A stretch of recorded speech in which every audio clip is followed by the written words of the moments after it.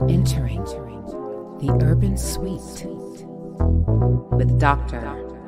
Lisa LaCon.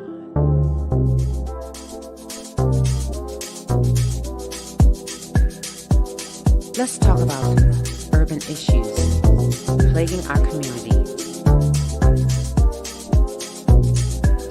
Let's talk about mental health.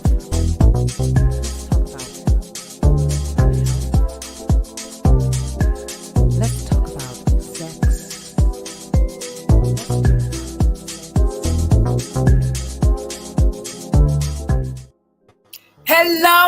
Hello, my urbanites. Guess what? You have landed in the Urban Suite with me, Dr. Lisa LaCon.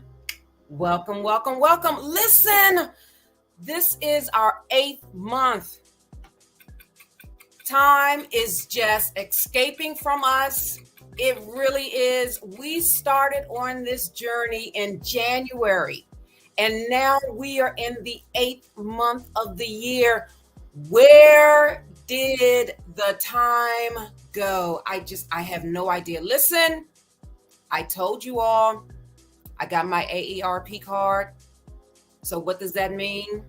Time is probably going faster for me. Anyway, we have a wonderful show tonight.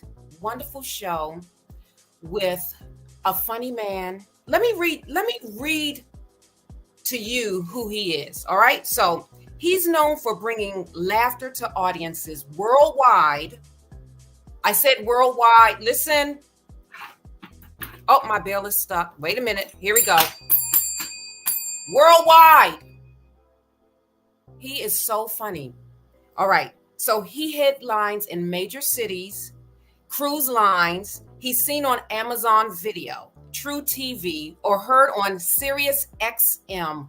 He is Quincy Carr. We have him in the Urban Suite tonight, and we're going to get into more about who he is and how he overcame something that can be so detrimental to people and that can stifle everything that they do.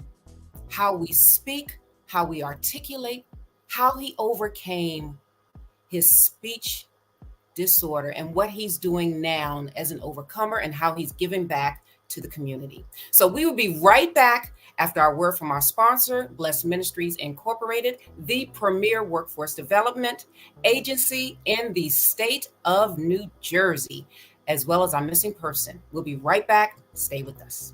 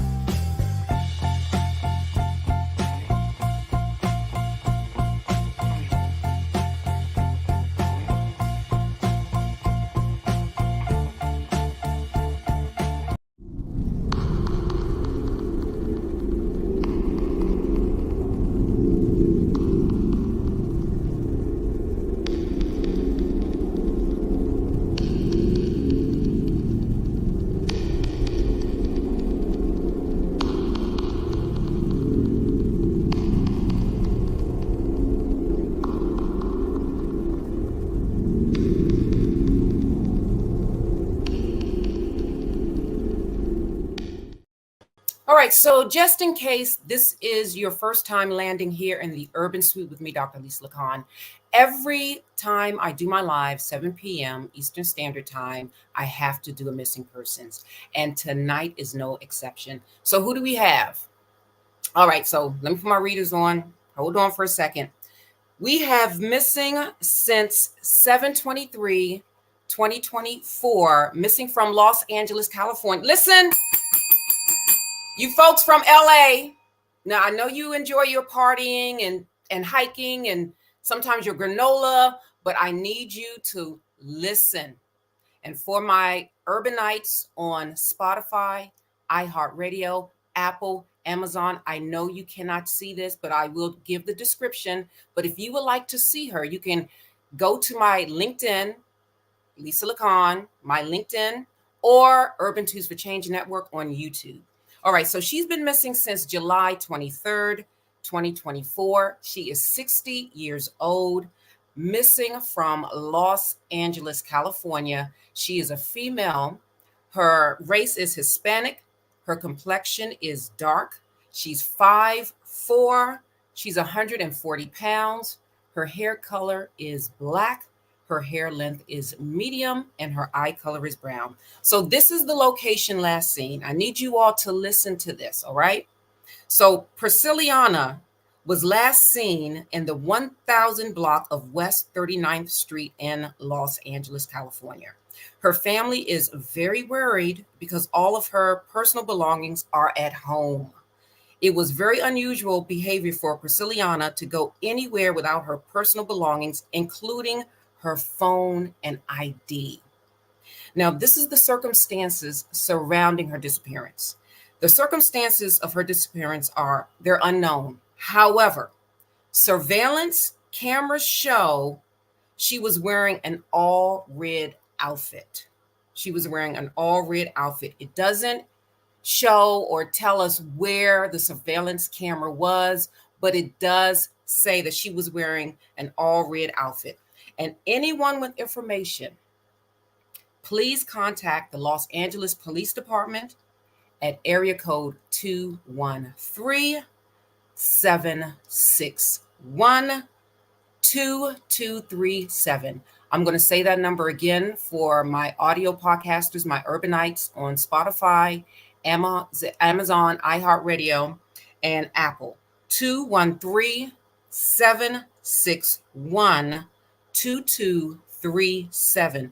Or you can get in contact with the Black and Missing Foundation Incorporated. That's BAMFI.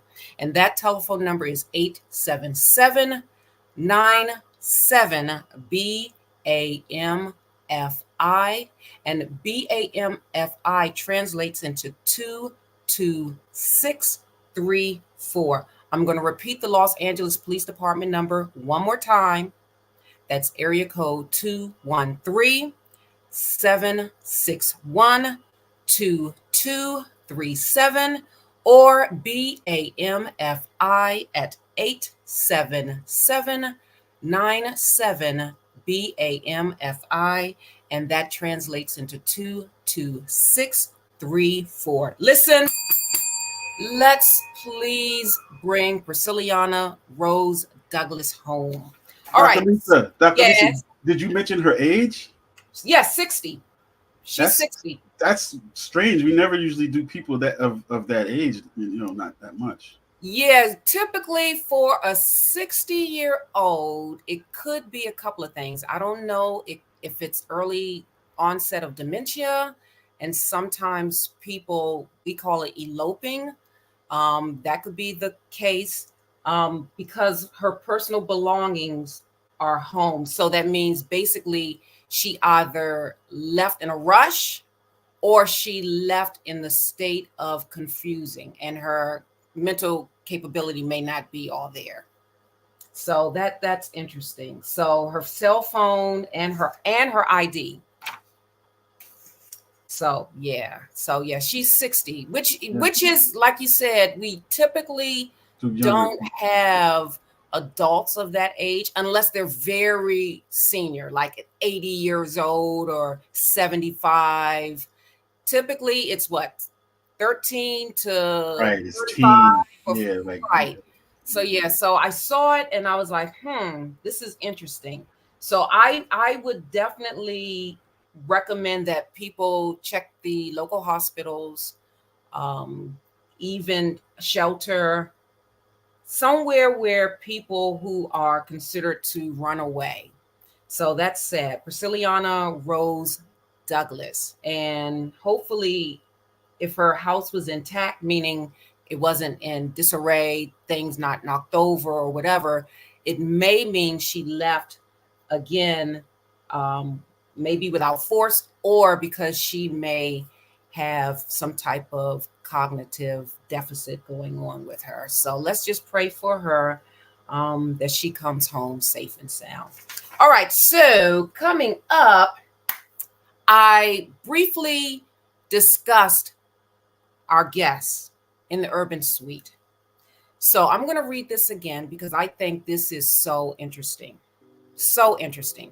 So he's known for bringing laughter to audiences worldwide, whether headlining major cruise lines, seen on Amazon Radio, True TV, or heard on Sirius XM.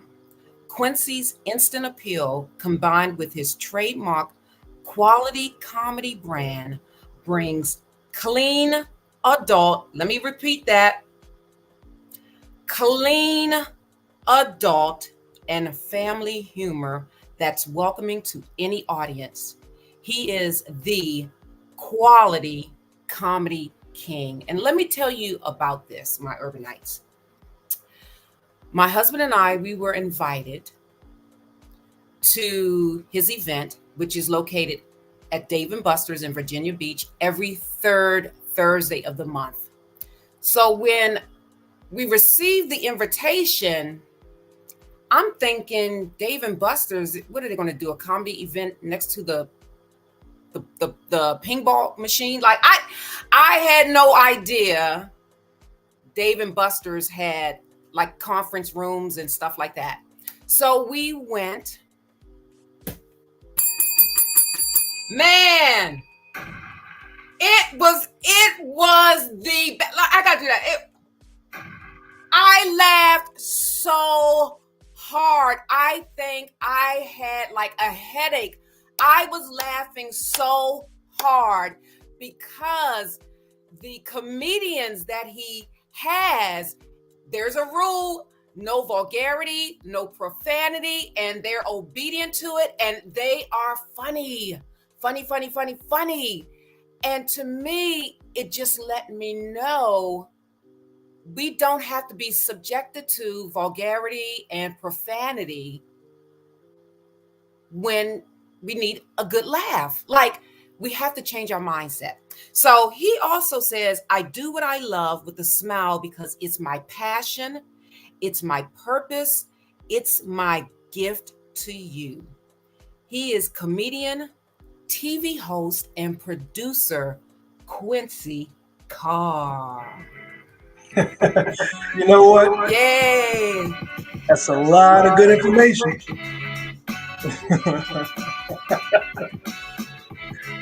Woo!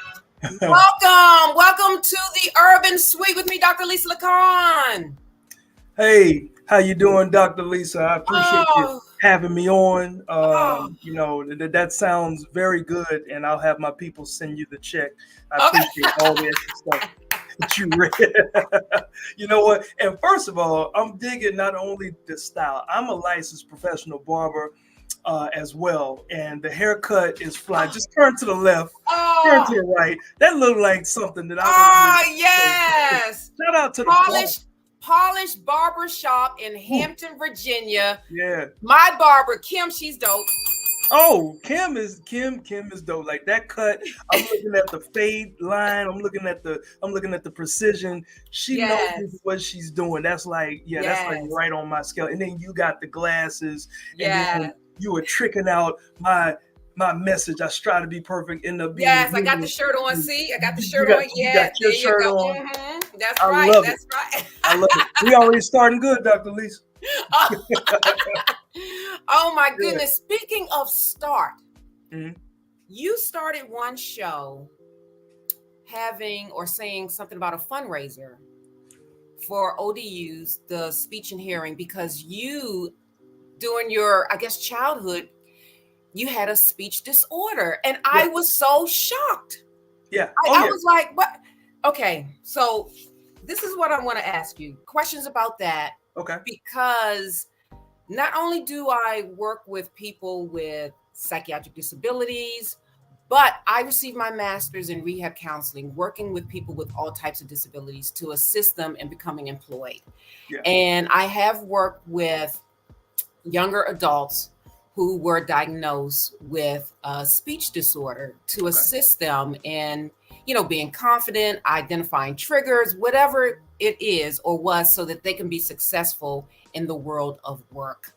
And can you share your earliest memories dealing with the speech disorder and how it impacted your childhood?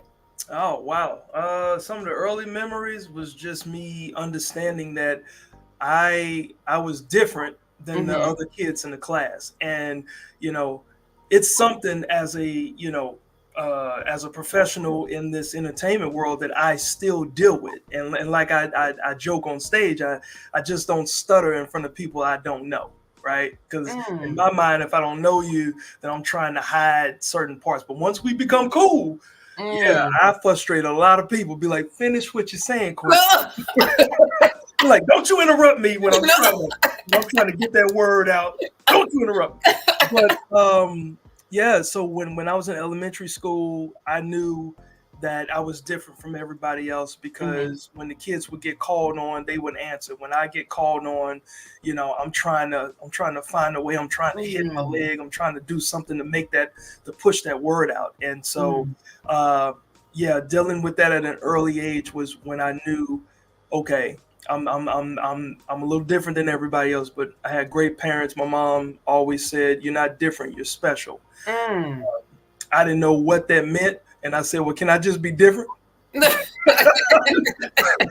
just be different, please? Do I have to be special? Yeah.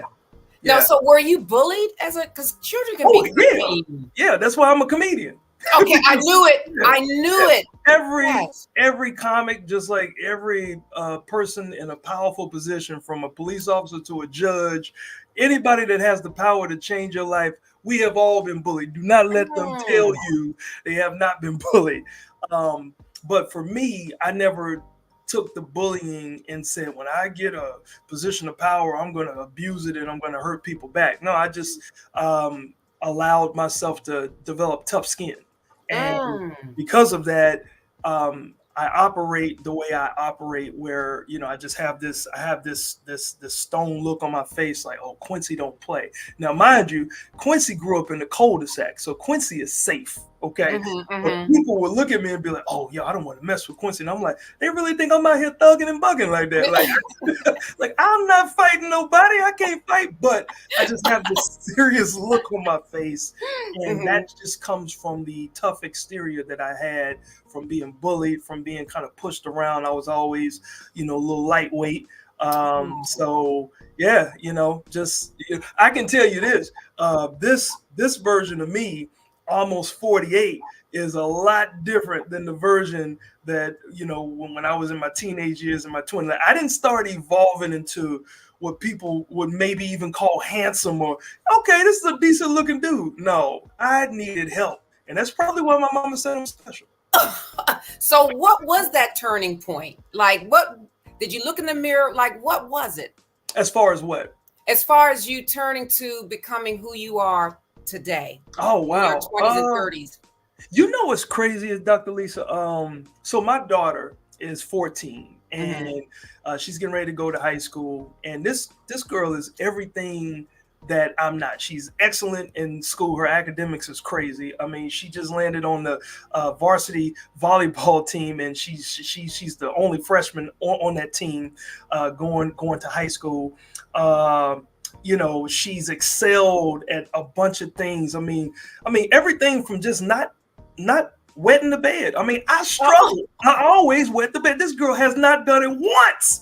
And I'm like, whose child is this? I'm guilty too. I was a bedwetter. Oh, I was a horrible bedwetter. I was what my mother called an MFer. Okay. What's that? Yeah, mattress flipper. Look at y'all. That's the quality comedy. But yes, I was a mattress flipper. I was that kid in the 80s that had to carry my little twin size mattress outside, flip it, so the sun could bake the pee in the mattress, dry it up, and you turn it and bring it back in the house and flip it over. I was an MFer. That's what But man, like my child is just everything that I wasn't. So watching her evolve now that she's 14, she's starting to get into this entrepreneurial type of spirit, right? Where she wants to do nails and she's getting clients. That's the same age when I started getting into wanting to be a barber, wanting to be a professional barber. And I knew at 14 that this is what I want. Like I wanted to be an entrepreneur. So I started to gain that confidence. And you know what? There's something that I can do that people need. And I was pretty good at it. I would go around to people in the neighborhood, $5 haircuts, and people would hit me up. Hey, can you come through and cut my hair? And so that's what I used to build up my skills. I was cutting my own hair, started cutting my little brother's hair. I think that's the turning point where I started to realize, even though I was still getting bullied during that time, I started to realize I had something that I started to enjoy, and it became a passion. Plus, my grandmother on my mom's side, she was a licensed professional barber, and I guess it was just innate within me to become that. So I know you didn't use your fists when it came to bullies, but what about your words? Did you do the dozens with them, like Joni with them? Did you? I stuttered. Like, what do you mean that I? What? Why would you say that? Of course not. I couldn't, because even if I tried to respond, it'd be like, "Get him, Quincy," and I'd be like, "Oh," and they just everybody started laughing. I'm like, I can't even win this argument. So I just have to take it, and on the inside, I'm saying everything I needed to say on the inside, right? But it would never come out the way I would want it to. That wouldn't give them more ammo to joke me. So I would just take it, and I think that's why I developed a tough skin, because I would just take it, and people would do this, and they would pick at me and do this, and I just take it because I knew if I opened my mouth and spoke, it would make it worse. So Oh man. So did you seek a professional help, like therapist?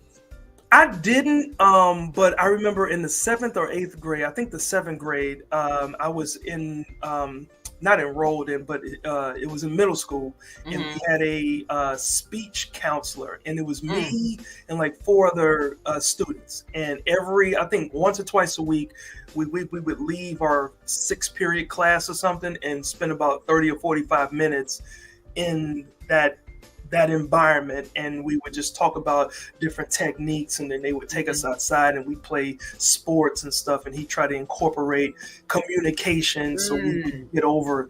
So every now and again, I'll be honest, I mean, I use probably 10% of the techniques because I just, like, in my mind, things got to get done, things need to be said. And so like if people are tuning in, they'd be like, I don't see where the speech impediment is. I don't see where the stutter is, because I don't know any of y'all. I don't know any of y'all. So you're not going to hear it right now until we become cool. Then I'll mess up 2 hours away. Now, when did you realize that? Like, did you sit back and say, wait a minute, I notice this happens when I don't know people, but then this happens when I do know people? Like, when was that moment, like that aha moment? You know how crazy it is? So when I served in the Navy and when I got out, the very first course I took, this was 98.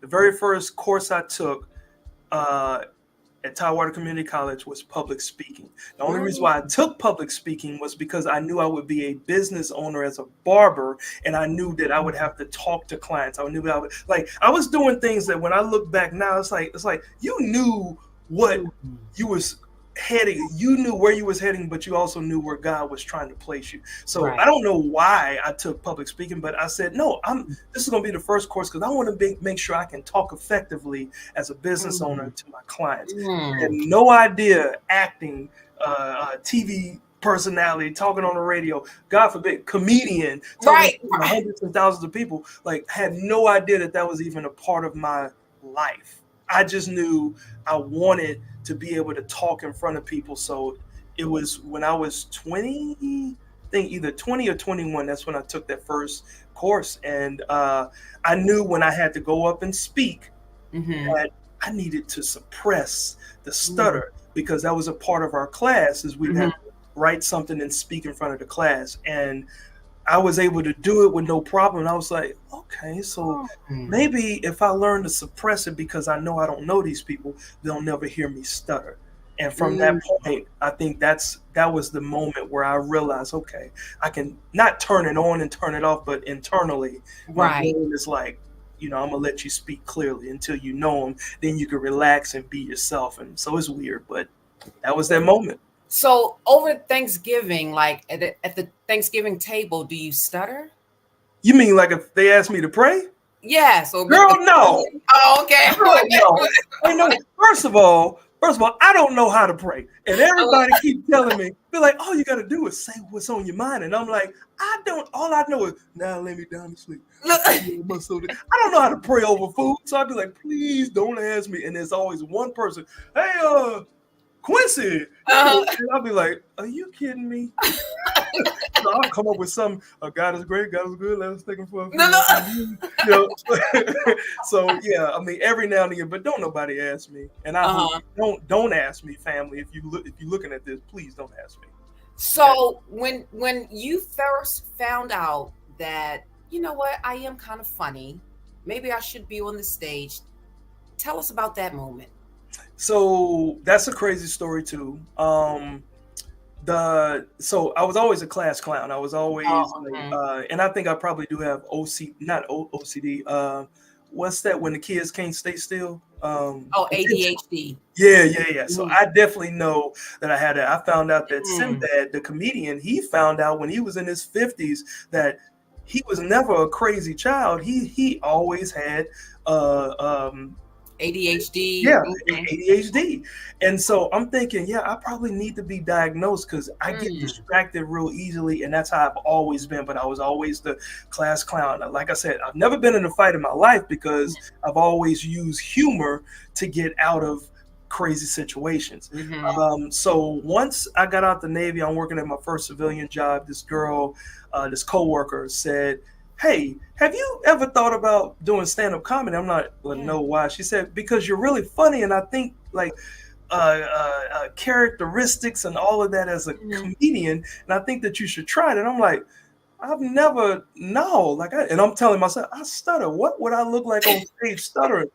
And she was like, "No, you have this appeal that you really should try it." And what we did was a few weeks later, we had a department, like a team building outing, and we went to it was a karaoke restaurant in Virginia Beach. I think it's called Wannabes if it's still up there.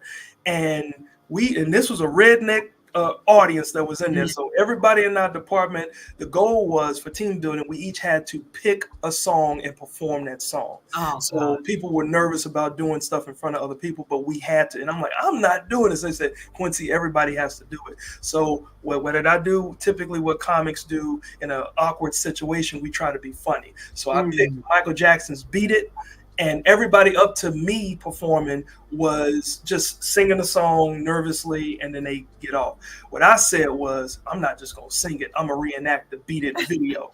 So I'm doing the knife scene.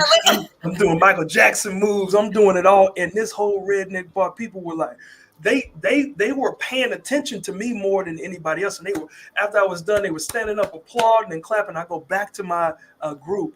And the same lady said, "If you don't use what God has blessed you with, did you see what you just did? You just had this whole room laughing and entertained, and you were just being yourself." And I said, "All right." She said, "You have to at least give it one shot." So in 1999, I went to the comedy club, and the rest is history. 25 years, as a matter of fact, this year. Wow. Yeah. And then you mentioned something that you're having a fundraiser with ODU. Let's talk about that.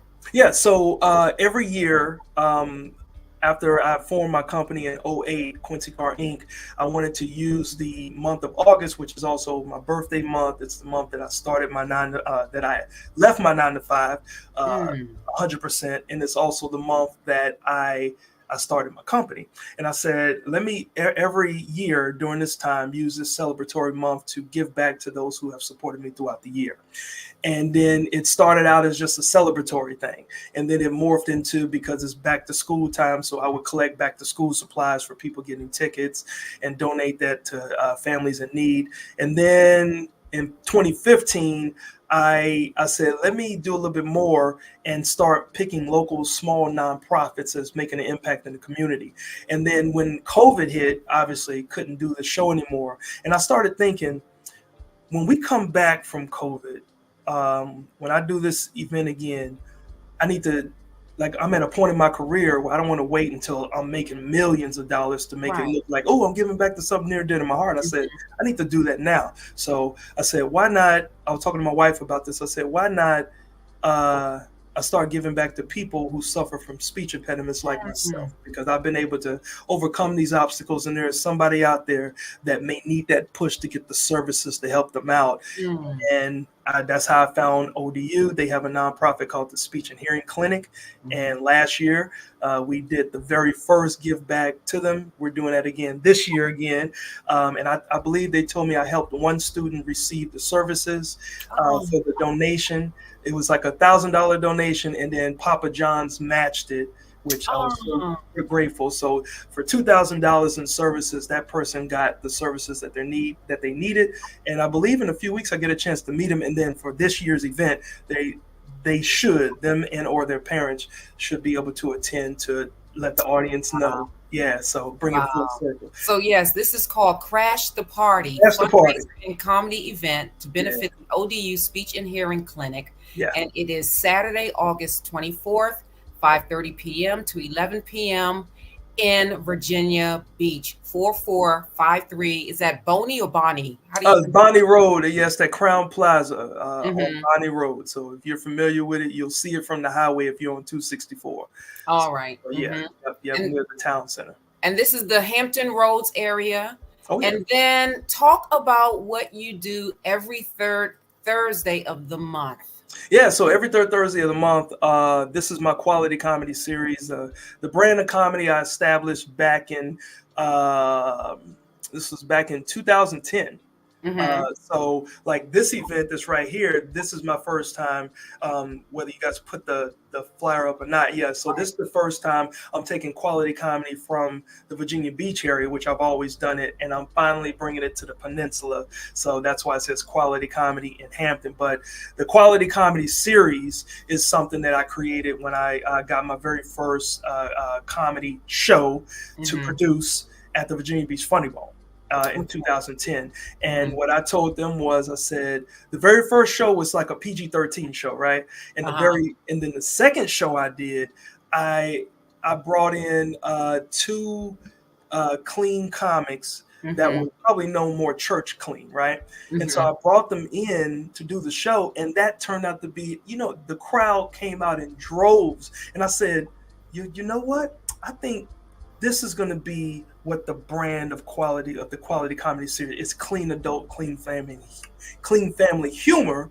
That can go anywhere, whether it's church, whether it's a comedy club. But I set out to take the clean out of church, because when people hear church, they think, oh, it's clean or it's corny. And I'm like, no. This is clean adult humor, the quality in the joke. You take the profanity, the vulgarity. Is it funny because it's funny, or is it funny because you said shock words?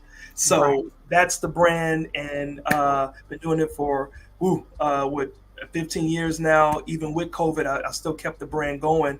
And then last year in March, I finally did the best thing that I could have done, and that's I finally got it trademarked, so I own the words quality comedy. Yay! So anybody out there using quality comedy on your stuff, you got to cease and desist. That's right. I get my prepaid lawyers. My prepaid legal lawyers on it, $20 a month. You know what it is. I better use it before I lose it. Yes. So I'm very proud of that brand, and it's taken me to the cruise ships, and even on the cruise ships, like the craziest part, people expect, because they give you a family show and they give you adult 18 and up. So people's expectation is, if it's adult 18 and up, it's gonna be raw. And when they see other comics, yes, they get that. But when they still see me, they'd be like, I noticed something. I felt like I was in an adult show, but I didn't hear any cursing. Yeah. I'm like, perfect. That was done on purpose. So that's the brand, and that's what I've been pushing for a long time. And so super excited that people are finally starting to catch on to it, and they can respect the idea that comedy can be still funny and you can get the quality of it without all the extra words. Right, because you've had some top like comedians Oh yeah. on your Thursday show, and Yeah. it is hilarious. Like you've had, well, you can tell the audience who you've had. I've just know a couple of them, but you've had. Go ahead. Well, I mean, I recently had Alex Thomas. Y'all know him from the Jamie Foxx show. You know him from, he was a writer for The Fresh Prince of Bel-Air. He's been on Moesha. I mean, he's done everything, and he'll even tell you all the hood movies, all the hood classics, he's been in them, right? But I've had him. He's not a comic that normally works clean, but he can. And a lot of comics, they can work clean. They just choose to, if there's no filter attached to it, then they just do them, then they just do it the regular way. But somebody like Omar Gooding, who's coming to Hampton on the 26th of September, he told me, he said, brother, you are the first comedy show I've ever performed on in my minimal time of performing where I had to do clean. And I'm going to tell you something. I was scared. I was nervous, but I loved it. And my team was telling me how important it was that I had done that. And he said, and I owe it to you. He said, from this point forward, man, if you call me, I pick up because you're a good dude. Like you turned me on to something that I didn't even think was possible because I just always talk naturally with a foul mouth. And I'll even, look, don't put the saint, don't put the angel wings on the nose. Let me tell you, I got a foul mouth off stage. I'm a former sailor. All right. Oh, right. Okay. Yeah, I'm a former sailor, so my mouth is foul. People who know me, they know that. But when I get on stage, it's a part of my mother's wish. Hey, just don't be up there talking all crazy. It was that, and then it was just a challenge that people thought keeping it clean on purpose would not take me anywhere. And, I can tell people I've gone a lot of places. Isn't that something, how we have to change our mindset to think that, in a sense, perversion will get you further? Yeah. And, being, wholesome. Yeah. Because I have to say, I think my first comedian that was wholesome that I listened to and I really laughed was Sinbad. Like I fell out. I'm like, oh my gosh. And then sometimes I cringe at the stuff that's kind of vulgar and it's like, and it's so interesting because I had the opportunity to speak with Omar Gooding and he said something that was really interesting. He said, you have to use another part of your brain. Yeah. Because you're just not used to it. So it kind of forces you to have new material, to have different material, to think and to substitute words and to map in your brain instead of using, profanity. How can I use this word to substitute? And to be perfectly honest, the words that you substitute with, to me, are funnier. Yeah. Like, because I see the visual of it's just, go ahead. So I tell comics this, that ask, because I get them all the time. So can I say, like, if you got to ask, then you probably can't. However, if you understand your joke is not based on that word making the joke funny, then you'll be able to be clean and creative.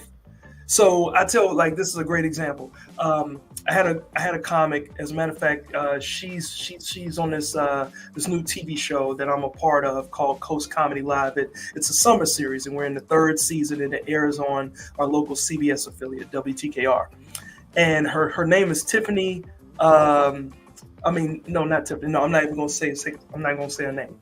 So she was on my show and she said, so I got this bit where I'm talking about my breast, but she used the T word. Right. And she was like, so could I say boobies? And I said, look, if you say it in a way where it sounds corny and unbelievable, people are not going to laugh. So this girl surprised me. She called them, when she did the joke, she said, sweater puppies. And I died because just the idea that she came up with a creative name to call it, and people knew what she was talking about. She said sweater puppies because she had on a sweater, and that's what they were. And I said, that's what I'm talking about. So when I let comics know, trust that funny is funny if it's funny. Don't Yes. trust that it's funny because you said the curse word. Right. It's easy to do, but are you challenging yourself to be funny? Because you can always add in the curse word. But once you curse and people laugh at that curse word, you are so afraid to do it without that curse word because now it's a crutch. So that's the quality comedy brand. Wow, the curse word can be a crutch. Isn't that something? Like it. Right. Like it or not. Yes, ma'am. Wow. So for young students, children that are aspiring to be in the entertainment field with a speech disorder, speech impediment, what words do you have for them? Very little. I told you I got a problem. Sorry. I need to stop being comedian. I need to be serious. It's stupid. What are you doing? No, I would say the most important thing. Hold up. I got to get serious. Hold on. Gotta get serious. The most important thing is to believe in who you are meant to be. Okay. If you don't believe in the greatness, I send our daughter out of the house every day, and even our wife. I tell myself every day, wake up to be better today than you were yesterday. Even if today was your best day, have the intention of being the best. That way, when you fall, you don't fall and land low. You fall a little bit higher than the worst. Than the person that failed at a different level.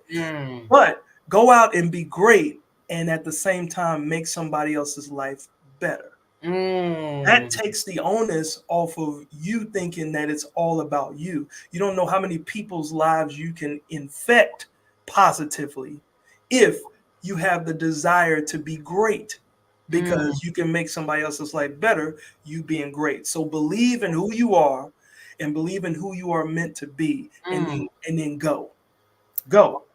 Wherever that is, go. Wow. You don't know where it's going to land you. 20 years before I got the contract to start performing on cruise ships, I was in the Navy, and I said, I'll never be on ships again. I had taken a couple of cruises, and I'm like, I just don't see myself. And then I get the opportunity. And not only do I get the opportunity, like they told me something that was a flex for me at the time, because I had just been told by this particular person that ran a club. He said, I don't think you can hold an audience's attention for anything beyond 30 minutes. And I was like, as long as I've been doing comedy, you don't think, wow. And then 2 years after that, or about a year after that, I got my first TV credit. And then after that, I got the letter from this agency that said, you are definitely a headliner for our cruise lines, because they could have booked me as a host. But whatever they saw from me, they said, you are definitely a headliner. And that was without any TV credits, because my TV performance hadn't come out yet. So I had just taped it. So when that was kind of given to me, like, wow. So other people see your value. So as long as you know who you are, keep going, because you never know where you'll land. Just keep going. Keep going. Just keep going. Keep going. Keep going. Those are powerful words from the quality comedy king, Quincy Carr. I like the bell. I need to go eat now, right? Come get it. Ding, ding, ding, ding, ding. If she ring that bell one more time, I am going downstairs to get my Taco Tuesday. Quincy, thank you so very much for being in the Urban Suite with me, Dr. Lisa LaCon, where you laugh, learn, cry, and grow. And we will see you soon. Yes. Hold on, can I say one quick Please do. I have a brand new Dry Bar comedy special. It's on the world's biggest clean comedy platform called Dry Bar. So like videos, like my stuff is on the platform. People are listening. You go out there and watch my new comedy special. I have 2 specials, but that one is my biggest one. It's my latest one. It just got released right before Juneteenth. So I'm super excited, called I'm Human. I checked, just letting people know that we try to be perfect, but we end up being human. So Dry Bar Comedy, check out my new comedy special.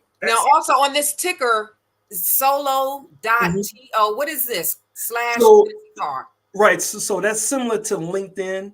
Right. I'm sorry. That's similar to Linktree. Uh-huh. Right. So if you go there, you'll find all the platforms that you can follow me. So I don't have to keep telling you on here, go here, on here, go here. But you'll also see my Dry Bar Comedy special link. You'll see my t-shirts if you want to be a supporter of the Perfect Human message. But just any and everything about me, you can start right there. Solo.2/Quincy Carr. All right. So if you are in the Hampton Roads area, that's the 757, you can catch Quincy Carr every third Thursday at the Dave & Buster's in Virginia Beach. And then starting in September the 26th, he's going to take the show in Hampton. There you go. That will be featuring headliner Omar Gooding. Hilarious. That's right. We will have Katash and F. William Samuel in the house. Yes. So we're looking for that. And I can't, Williams, word up. You stay put. See, you stay put. I just did the bell. Oh, yeah. I was just about to leave.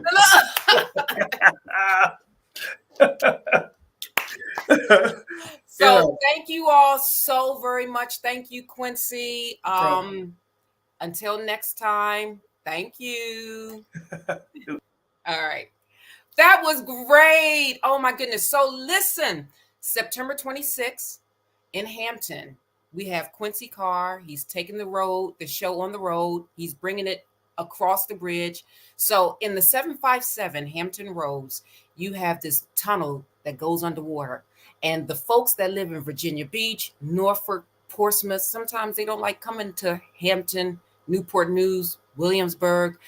They don't like coming through that tunnel, but Quincy is, and this is going to be fantastic. So we are selling tickets right now on Ticket Falcon. Ticket Falcon is a platform like Eventbrite. It is a Black-owned business platform, ticket platform, which is so easy to navigate. And then within the next couple of days, we're going to also have it on Eventbrite. But right now, it's on Ticket Falcon. So if you go into the search, you can type in quality comedy and the event will pop up. So hopefully you can come to the first one in Hampton on September the 26th, which is a Thursday. Doors open at 6. And then we're going to start the show at 7 p.m. We're going to have a wonderful time. But you know what? This really is a very important topic because I think growing up, all of us had some type of challenging behaviors or whatever that we had to actually deal with or confront. But it lets you know that that does not define you. It doesn't define you. And look at him now. He's a TV producer. He's a host. He's a comedian. He has the show down here in Hampton, Virginia, 757. And he's sort of like, a journalist also. So, you know what? Beautiful, beautiful interview. So definitely check him out. You can go on his website. You can do the link tree. And then what I'm going to do for my Urban Twos for Change Network, I'll put the information there as well. So you can click on the link and you can have direct information. All right. So guess what? This was our last show for the season. So Urban Twos for Change will return.